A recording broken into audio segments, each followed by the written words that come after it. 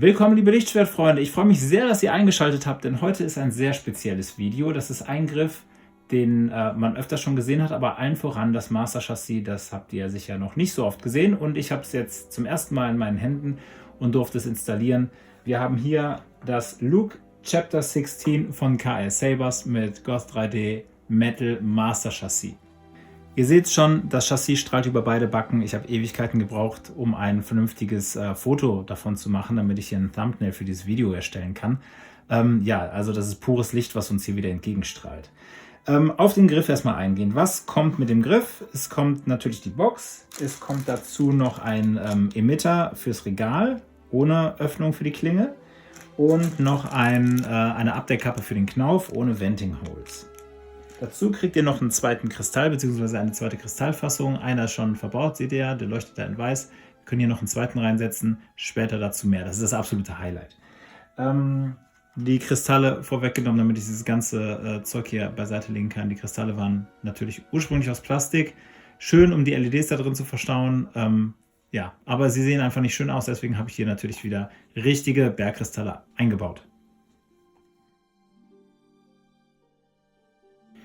Jetzt will ich euch mal zeigen, was der Griff eigentlich so alles mit sich bringt an Technik.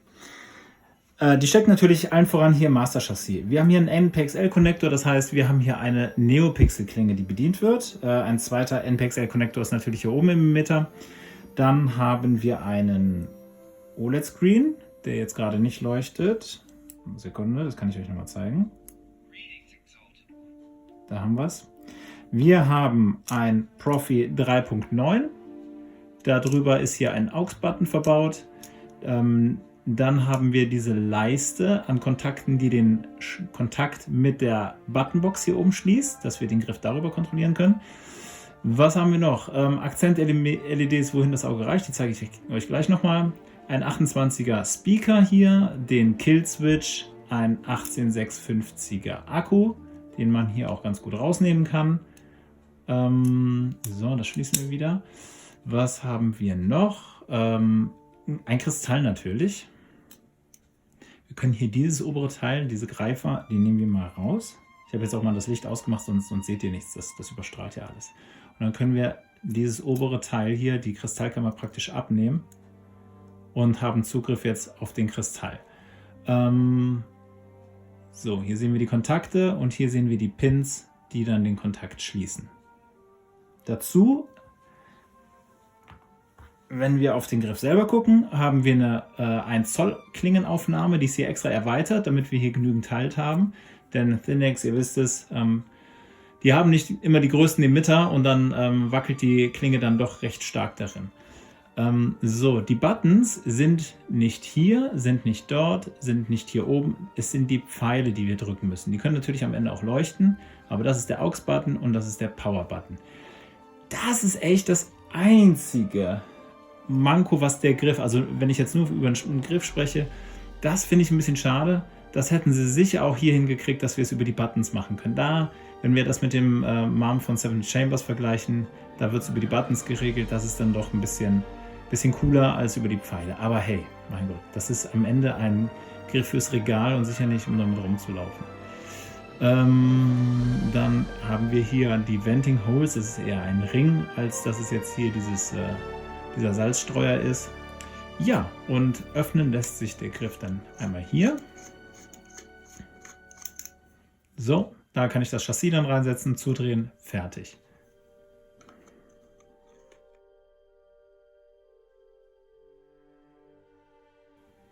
Die Installation des Ganzen hat 6 Wochen gedauert. Da war zwar eine Woche Wartezeit drin, weil ich auf Teile gewartet habe, die gefehlt haben im Paket. Das war ein bisschen ärgerlich, aber insgesamt, ja, 6 Wochen, das war eine harte Zeit. Ich habe jetzt auch nicht jeden Abend dran gearbeitet, aber doch schon viel. Das war auch nötig. Anleitung war das Timelapse-Video von Goth 3D, aber auch da, ja, das komme ich auch gleich noch drauf zu sprechen. Das war nicht immer so klar, wie es sein sollte. Die Messingteile habe ich vorher geweathert, Bronierungsmittel drüber laufen lassen, dann nochmal abgeschliffen, dass das nicht zu verwittert aussieht, aber schon ein bisschen benutzter, dass das Messing einfach ein bisschen älter aussieht. Die Türchen hier, die habe ich dann nochmal mit metallenem Grau übergesprüht Und ja, dann, nachdem diese Teile präpariert waren, konnte ich praktisch mit dem Zusammenbau anfangen. Und dann, ja, wie gesagt, habe ich mich an diesem Timelapse-Video orientiert, denn eine andere Anleitung gibt es eigentlich nicht.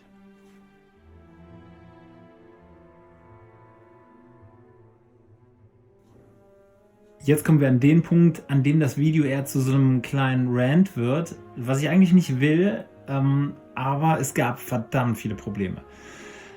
Angefangen, ich habe es angesprochen, Teile fehlten. Und zwar hier vom Booster dieses Fensterchen und dazu auch nochmal dieser transparente Ring. Das war sehr ärgerlich. Ich musste eine Woche auf die Teile warten, beziehungsweise das 3D-Teil. Die wurden nachgeliefert und ich wusste noch nicht, dass ich dieses Teil brauche. Deswegen habe ich dann, anstatt wieder auf dieses Teil zu warten, einfach gefragt, hey, kannst du mir nicht das 3D-File schicken? Dann drucke ich mir das selber. Und ich habe mittlerweile ja auch einen Resin-Printer. Transparentes Resin habe ich und habe dann in mehreren Versuchen dann endlich die richtige Größe gefunden. Einen Ring, der dann halt passt, vernünftig geschliffen, sodass das Licht hier diffuser wirkt. Das können wir auch nochmal. Ja, die Kamera fängt es natürlich nicht so schön ein, aber es ist sehr schön verteilt. Das ist wirklich ein Ring und nicht einzelne Dioden, die man dann sieht. Ja, das war eine ärgerliche Schwierigkeit. Viel größer war der Ärger. Ich nehme mal den Kristall gerade raus. Wir haben hier Blade Detect, komme ich gleich noch drauf. Hier unten, also diese Pins sind auf einem PCB. Und dieses PCB hat ein Pad für Data 2. Data 2, was bedient das? Es bedient die LEDs auf diesem Ring und die LEDs, die da drüber liegen. Hier, denn hier oben ist nochmal ein Ring. Und dieses PCB und die Klinge. Also verdammt viel. So, dieses Pad war aber nicht verbunden mit einem der Pins. Ich habe da mit dem Multimeter gemessen und keine Verbindung feststellen können. Und das ist schlecht. Vor allem, wenn ihr den Griff schon installiert habt, mehr oder weniger. Also der Griff war praktisch, das Chassis bis hierhin fertig installiert. Und dann wollte ich es testen und habe gemerkt, es wird kein Signal nach oben geleitet. Und das ist eines der wenigsten Dinge, von denen du ausgehst, dass das PCB fehlerhaft ist. So, das hieß, dass ich dieses Teil hier abmontieren musste mit den 6 Schrauben, die hier drin sind. Die Verbraucher hier praktisch, also den Ring rausziehen musste. Ich musste hier die Kontakte rausziehen und gucken, dass ich irgendwie einen Kontakt, also lange Rede, kurzer Sinn, es hat nicht hingehauen. Die Kabel, ich musste das rausreißen, es passte nicht mehr. Es war einfach ein Abend zum Vergessen, wirklich zum Vergessen. Ich musste praktisch die Kabel abschneiden, neu verlöten, länger machen und normalerweise ist der Weg vom Verbraucher hier, vom PCB runter und dann gucken hier die Kabel raus und dann verlötest du das Board. So, das Board war jetzt aber schon verlötet, war mehr oder weniger eingeklebt und die Kabel guckten jetzt hier halt raus. Ich brauchte sie länger, damit ich überhaupt da wieder dran kam. Ich musste halt hoffen, dass ich die längeren Kabel, die dann auch noch eine Ummantelung brauchen, also mit einem Schrumpfschlauch, weil sonst, ich will ja keinen Kurzschluss hier erzeugen, dass die da wieder reinpassen. Es hat am Ende gepasst, aber es war, also wirklich, meine Lektion aus der Geschichte war dann, du kannst die Welt nicht mehr nach 1 Uhr nachts retten.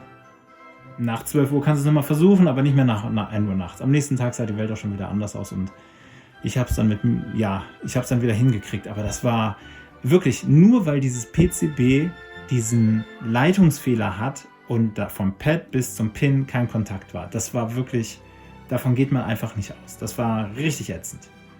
So, dann haben wir noch eine Geschichte und zwar der Kristall.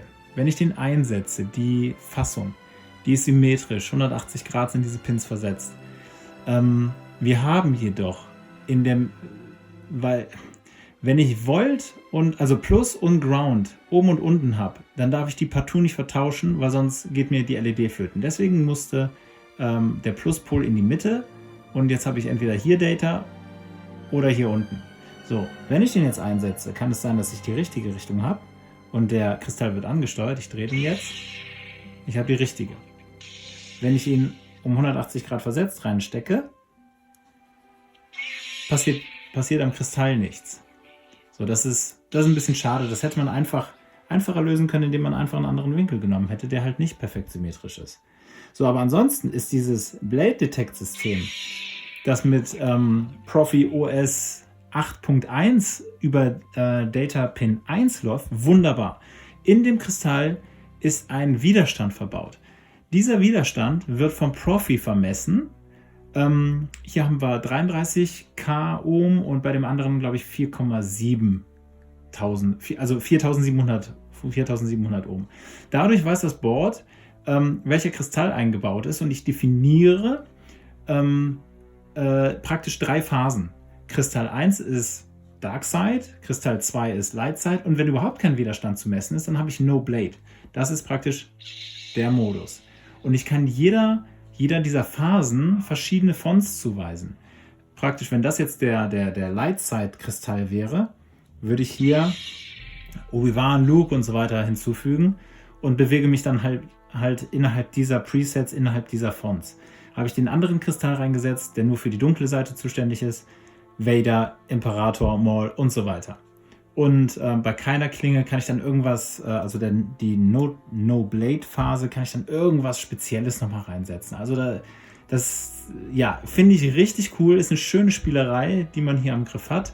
Der Kristall bedeutet jetzt mal was oder kann was bedeuten, und da sind einem kaum Grenzen gesetzt, wie man jetzt seine Fonts anordnet. Grenzt das Ganze auch so. Diese ganzen Metallteile, ne, das ist also es ist Wahnsinn, sowas überhaupt designen zu können, drucken zu können, überragend. Worauf ich dann gestoßen bin beim Zusammenbau, dieses Teil ist praktisch 1 Millimeter zu hoch gewesen. Als ich dann hier das Ganze fügen wollte, so jetzt muss ich die Orientierung richtig wählen, so, haben diese Ärmchen nicht mehr gegriffen, beziehungsweise sie haben einmal kurz gegriffen, aber der Federwiderstand hier oben war zu hoch. Das Teil war zu weit oben und dann ploppten die immer raus, diese Ärmchen. Ich konnte das nicht richtig schließen. So, das war mega nervig. Das hieße nämlich, dass ich diesen bereits verbauten Halter wieder abnehmen musste, und dann musste ich hier 1 Millimeter oder einen halben Millimeter von dem Messingteil abtragen. Und das ist auch eine ziemlich ätzende Arbeit, kann ich euch sagen. Und dann muss man hoffen, dass das reicht. So. Und am Ende hat es nicht gereicht, oder am Ende fügt sich alles, aber erstmal hat das auch nicht funktioniert. Es reichte nicht. Es hat dann am Ende funktioniert, indem ich hier in diesen kleinen Fensterchen auch Metall abgetragen habe. Gar nicht mal viel, aber da wurde das Ganze auch nochmal rausgedrückt. So, und also man erwartet natürlich schon, dass das alles irgendwie ein bisschen fluppt, wenn man sich mehr oder weniger auch an die Anleitung gehalten hat. Tat es nicht. Und Dinge passend zu machen bei einem Master Chassis, bei einem Griff, der 1.300 € wert ist, darf man keine Fehler machen. Ansonsten, vor allem wenn der Griff nicht von dir ist, dann bist du einfach doppelt und dreifach vorsichtig. Und das war auch nochmal eine tricky Nummer. So, worüber kann ich noch meckern? Genau, wir haben hier einmal, hier ist die Fassung für den Kristall. Und während ich den Kristall dann irgendwann mal getestet habe, brach einfach, ohne dass ich irgendwie viel Kraft aufgewandt habe, diese Wand ab. Das war frustrierend. Ich habe auch darum gebeten, diese STL-Datei von diesem Teil mir zu geben. Habe ich versucht zu drucken, kam nicht an die Qualität ran, die Maße passten nicht. Ich habe das Teil dann am Ende kleben können. Aber das war auch wieder so ein Ding, das war unnötig. Das hätte man designtechnisch auch anders regeln können, dass dieser Teil hier einfach stabiler ist. Warum muss das hier nur irgendwie so, keine Ahnung, 5 mm breit sein? Diese Lücke hier, das dient alles nur der Verdrehsicherung.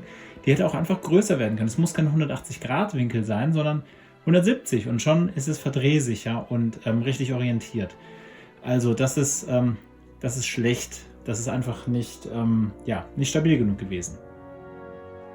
Eine Sache noch zu den Kristallen. Diese zu verlöten, der erste ging wie durch Zauberhand super easy, der zweite war richtig nervig.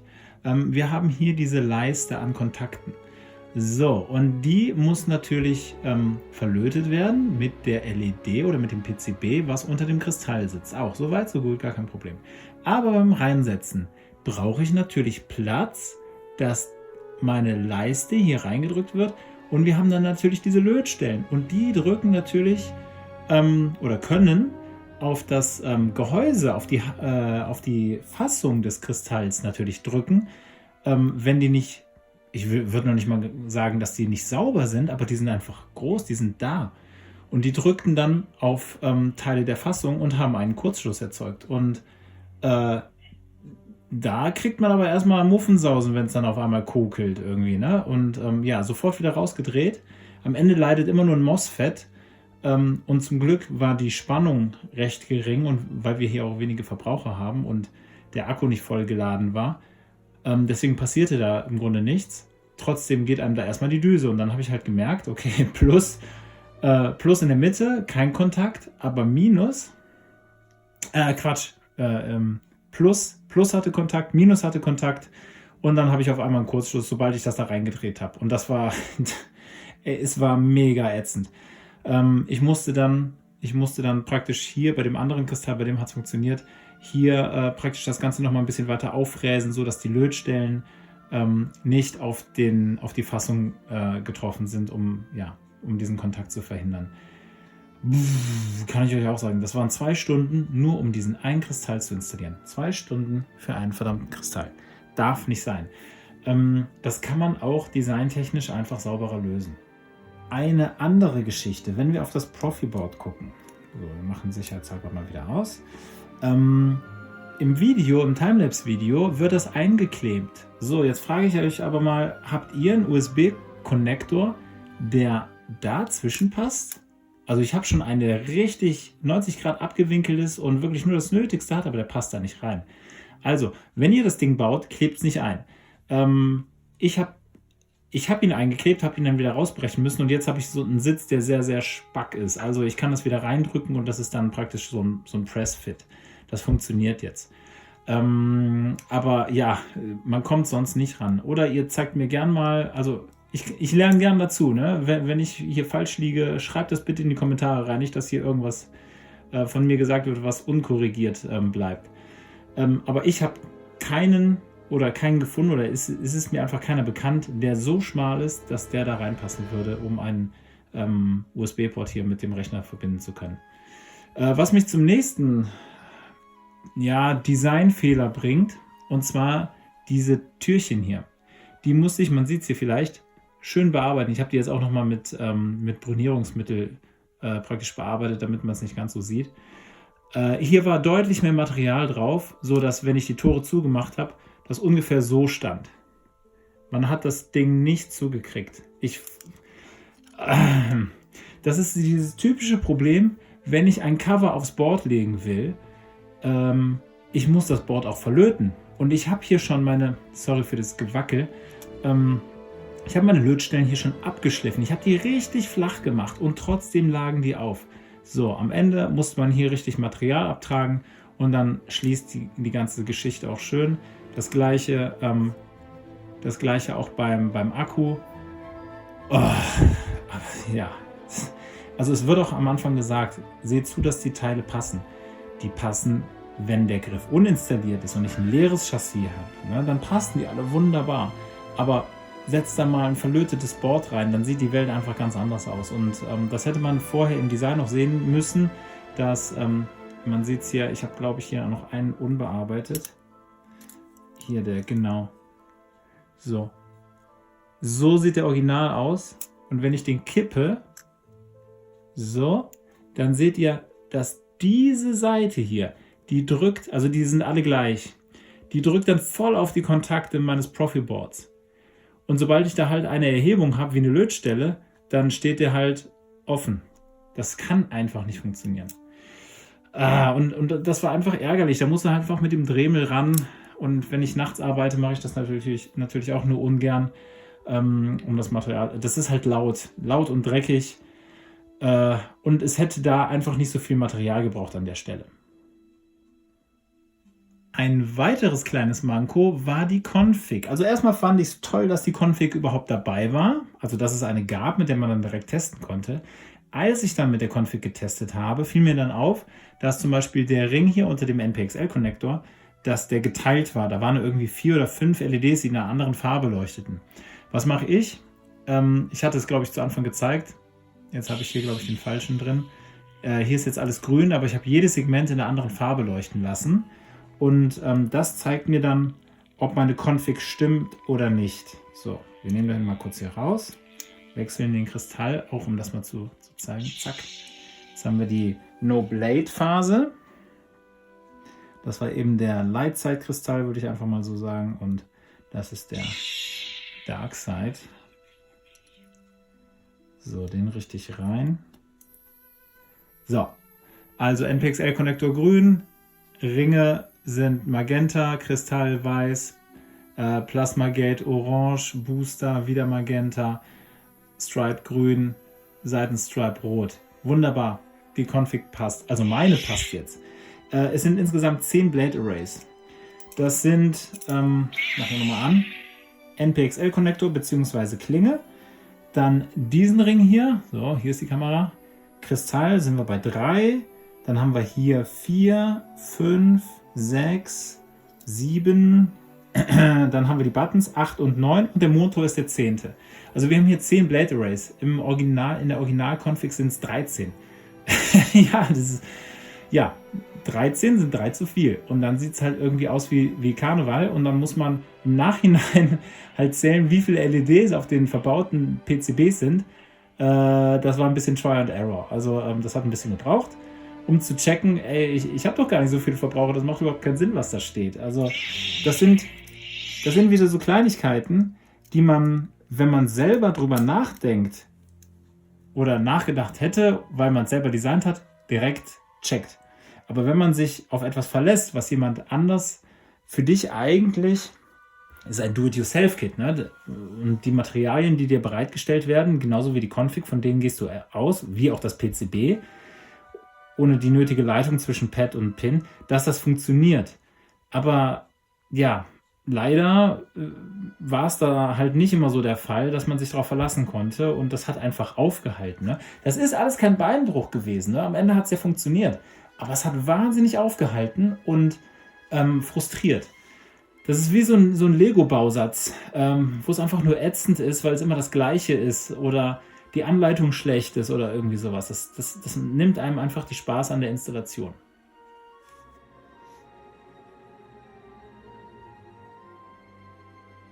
So, genug des Geschimpfes, kommen wir jetzt mal gerade dazu, wie gehe ich eigentlich hiermit um? Das ist ja jetzt kein, ich weiß nicht, Mixer, den man immer an- und ausmacht und dann funktioniert das Ding. Das ist ein heikles Gerät, würde ich mal sagen, das hier aus mehreren beweglichen Teilen besteht und vor allem auch aus diesem abnehmbaren Modul. So, es gibt 3 Positionen, in denen dieses Modul angebracht werden könnte, weil wir haben hier diese Magnete, die sind im 120 Grad Winkel zueinander versetzt und das Ding ist perfekt symmetrisch. Ihr habt da keinen Anhaltspunkt, wie ich es jetzt draufsetzen soll. Das Ganze wird gesteuert oder kontrolliert, dass ich es nicht falsch einsetzen kann, durch eine Form, die hier innerhalb zu finden ist. Das kann man aber nur schwer erkennen. Der Trick hier bei dem Griff ist, weshalb ich immer weiß, wie ich das reinsetzen soll. Ich habe hier beim Altern unabsichtlich hier eine stärkere schwarze Färbung. Und ich habe mir einfach gemerkt, diese schwarze Färbung sieht doch aus wie ein, also sehr viel Fantasie braucht man dafür, wie ein OLED-Screen. Das heißt, ich muss die hier in Line miteinander kriegen und sehe da, es passt. Hier ist mein schwarzer Balken, also für dich, Julius, merkt ihr das? Und hier ist mein OLED-Screen und dann passt es. Das dazu, dann klappt man die einfach hoch, lässt die einschnappen, drückt nochmal ein bisschen nach. Fertig, das passt. Um den Griff zu aktivieren, wir haben den, hier ist es symmetrisch, hier ist kein Kill-Switch, auf der anderen Seite ist der. Ja, so ist er aus. So ist er an. Kein Problem. Dazu zum Steuern haben wir hier den AUX-Button auf dem Griff selber nochmal drauf. Und ansonsten glaube ich, was muss man noch sagen? Ach ja, der Kristall, ich habe es schon oft gezeigt. Da gilt es natürlich. So, erstmal die Türchen runter, die Kammer abnehmen und das ist ein Bajonettverschluss, also einsetzen, na, jetzt 180 Grad verdreht, aber egal, und dann reindrehen, so, das ist Luke und jetzt ist wieder Ben. So, er spielt dann immer die Font-Wave-Datei ab. So. Ben ist natürlich nicht rot. So, und ihr seht, der Kristall leuchtet nicht. Ich habe ihn also 180 Grad rum falsch reingesetzt. Da ist aber kein Beinbruch. So. So sieht's aus.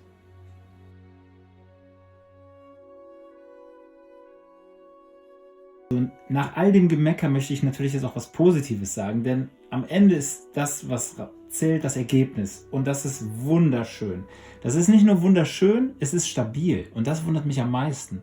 Das Ding ist wirklich stabil. Das ist nicht fragil. Es gab andere Master Chassis, die deutlich wackeliger waren, weil die angezogen wurden über Gewindestangen und all solche Geschichten. Aber hier hat er wirklich was Stabiles abgeliefert, auch wenn der obere Teil wirklich nur durch diese 3 Klemmerchen da zusammengehalten wird. Es macht einen sehr stabilen Eindruck. Also man braucht auch keine große Angst haben, dass man hier bei dem Teil irgendwie ein bisschen was kaputt macht. Das lässt sich doch sehr gut bedienen. Auch der Kristall, die das einsetzen, das funktioniert sehr gut. Und auch hier, man muss keine Angst haben, irgendwie was abzubrechen oder sowas. Also das macht einen sehr soliden Eindruck am Ende des Tages, hätte ich nicht gedacht. Ja, sowieso, also der Griff, wie der leuchtet, die ganzen Akzent-LEDs, die da drin verbaut sind. Und das ist hier gerade wirklich eine 0815 Config, die ich aufgespielt habe. Das ist wirklich nur zum Testen, ob das mit dem Blade Detect funktioniert, ob jede Sektion vernünftig beleuchtet wird. Ich werde am Ende des Tages noch die ursprüngliche Konfiguration von ihm aufspielen, plus meine Test-Presets. Und dann wird der Griff auf die Reise gehen. Und seine Presets, die haben deutlich mehr Effekte als das, was ich hier jetzt gemacht habe. Das ist wirklich nur, funktioniert es oder funktioniert es nicht. Dann dazu das Chassis, wenn ich den in den Griff reinsetze, das hat direkt gepasst. Also das war richtig cool. Ich liebe ja dieses, ich baue erst das eine zusammen, das konnte ich hier oben mit der Kristallkammer machen, dann den Rest des Griffes und den Griff selber, den musste man ja auch nochmal für sich installieren. Und es hat direkt miteinander funktioniert, das Chassis und der Griff, und das war toll. Ich musste nicht nochmal nachbessern oder sowas, das war sehr schön. Dann natürlich, ich habe über die Config von ihm gemeckert, dass sie war nicht falsch, aber sie war auch nicht hundertprozentig richtig. Sie war nicht fein genug eingestellt, um es mal so auszudrücken. Aber programmiertechnisch, dass wir das mit Blade Detect jetzt diese 3 Phasen haben, No Blade, Dark Blade oder Dark Side, Light Side, das ist der absolute Wahnsinn. Also diese Spielerei kannte ich so noch nicht, ist auch erst möglich beziehungsweise ist vorher schon möglich gewesen, aber wir mussten halt immer über die Blade-ID gehen und das ging nur mit der Klinge. Das ging nicht mit kleinen LED-PCBs, die gar kein ID-Pad haben. Und das funktioniert jetzt hier wunderbar über das Datapad 1 auf dem Profiboard 3.9 mit Profi OS 8.1. Also das ist schon eine richtig coole Sache.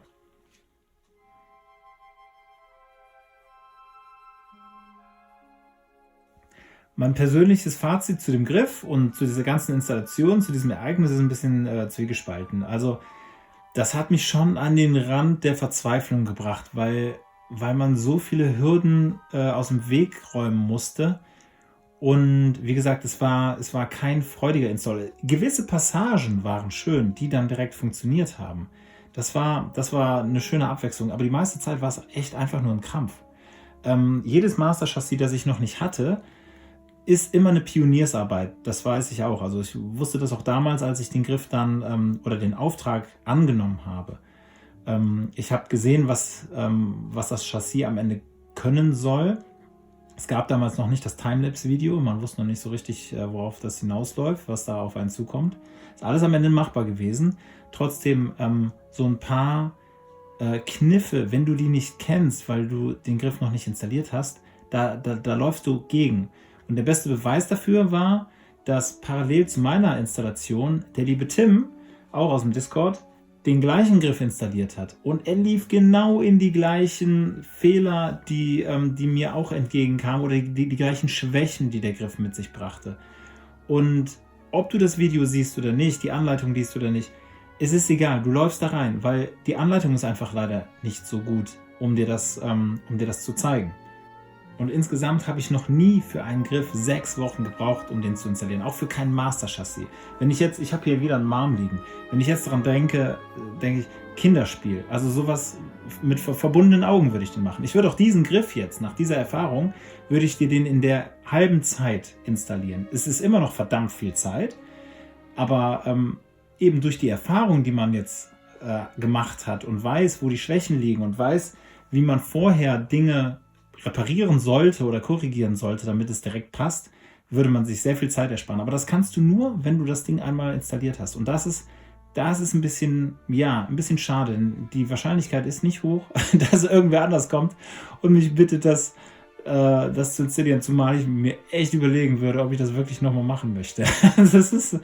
Das Ding ist schon eine Grenzerfahrung, muss ich ganz ehrlich sagen. Und auf der anderen Seite aber, das Ergebnis ist überragend. Das ist für mich das schönste Master-Chassis, was Goth 3D auf den Markt gebracht hat, was ich installieren durfte. Ich hab bei weitem nicht alle installiert, aber weiß ich nicht, wie viel, 7 oder 8 verschiedene werden es schon gewesen sein. Bei weitem das Schönste. Hut ab bei all dem Gemecker, was ich von mir gegeben habe, bei all den Fehlern. Ich könnte niemals dieses Niveau erreichen. Erstmal künstlerisch, wie das Ganze aussieht, gar keine Frage. Dann aber noch technisch, wie das gelöst wurde, alles Hut ab, Respekt. Und dann sei ihm auch verziehen, dass er hier und da einfach so ein paar Schwächen mit eingebaut hat. Wer weiß, vielleicht baut er irgendwann eine neue Version, keine Ahnung. Aber so ein paar Dinge wäre einfach cool, wenn er dann fürs nächste Master-Chassis, was er für einen anderen Griff macht, das berücksichtigt. Ganz große Arbeit von den Jungs. Ich weiß nicht, wie viele dahinter stecken, ob das nur einer ist oder mehrere, aber das ist wirklich, vor der Leistung ziehe ich meinen Hut. Zum Schluss möchte ich noch 2 Leuten danken. Einmal Julius, dir natürlich für diese Grenzerfahrung. Das war schon, es war wirklich grenzwertig. Meine Lektion ist echt, nach 1 Uhr kannst du die Welt nicht mehr retten. Geh ins Bett, der nächste Tag mit Ruhe und Kraft, und dann kann man die Dinge besser angehen. Aber das war wirklich, wirklich heavy. Und Tim, dir als Leidensgenosse auch einen riesen Dank. Wir konnten uns, wir waren, was die Installation angeht, wirklich so auf Augenhöhe. Wir hatten immer den gleichen Stand, mehr oder weniger, sind in die gleichen Probleme reingelaufen. Und geteiltes Leid ist halt halbes Leid. Und man konnte halt sich gegenseitig helfen. Wie hast du das gemacht? Wie habe ich das gemacht? Das war wichtig, um auch hier durchzuhalten. Und auch anzuspornen, weiter zu arbeiten. Denn, also für mich zumindest, denn wenn ich gesehen habe, dass er hier schon dieses Blade Detect hat, ich war da so neugierig drauf, da wollte ich dann halt auch hin. Und das war halt ein gesunder Ansporn, nicht von wegen, ich will erster fertig werden oder sowas, gar nicht, sondern hey, geile Funktion will ich auch und ich will das auch, dass es am Ende so aussieht wie bei ihm. Das war einfach cool. Es hat richtig Spaß gemacht und vor allem, normalerweise sitze ich hier ja total allein in meiner Werkstatt. Jetzt ist es, oh Gott, seit 1,5 Stunden sitze ich hier und drehe dieses Video, weil ich mich ständig verspreche oder irgendwie Fotos machen will. Oh Gott, ey. Aber ich sitze hier halt allein in meinem Kabuff, spreche mit mir selber, fluche mit mir selber und da ist dann endlich das erste Mal ever jemand gewesen, der im Grunde auch bei sich gerade in seinem Kabuff sitzt und das Ding zusammenbaut und genauso flucht. Und so konnten wir uns dann immer mal wieder miteinander absprechen, gemeinsam drauf schimpfen und fluchen, aber auch gemeinsam darüber freuen, wenn irgendwie was geklappt hat. Und das war eine sehr coole Erfahrung. Es macht einfach Spaß, sich auf einem gleichen Niveau dann halt unterhalten zu können. Also, was heißt Niveau? Ein Installer unterhält sich halt anders. Also ich unterhalte mich mit einem Installer anders, als wenn ich es mit jemandem mache, der einfach nur ein Lichtschwert haben will. Dem muss ich nicht mit diesem ganzen Technikquatsch kommen. Wer weiß, wahrscheinlich hat mehr als die Hälfte von euch wird schon abgeschaltet haben. Weil mit diesem Techno-Babble ihr nichts anfangen könnt oder wollt. Ne? Am Ende will man nur das fertige Schwert haben und gut ist. Ich will ein paar blinkende Bilder sehen. Mit dem Rest lass mich in Ruhe. Aber das war wirklich eine sehr coole Erfahrung und das hat wahnsinnig Spaß gemacht. Julius, Tim, danke euch beiden. Und ja, mit diesen Worten verabschiede ich mich jetzt langsam ins Bett. Das Schneiden werde ich heute garantiert nicht mehr machen. Und möchte schon sagen, ich bin am Ende echt nur ein Typ, der das zusammenschustert. Ne? Trotzdem klopfe ich mir ein bisschen auf die Schulter und sage, das war, was Master Chassis angeht, meine kleine Meisterleistung. Ich danke euch fürs Zusehen. Schaltet gerne wieder beim nächsten Mal ein, wenn es hoffentlich ein bisschen unaufgeregter weitergeht. Ganz liebe Grüße, bleibt gesund, bis zum nächsten Mal. Ciao, ciao.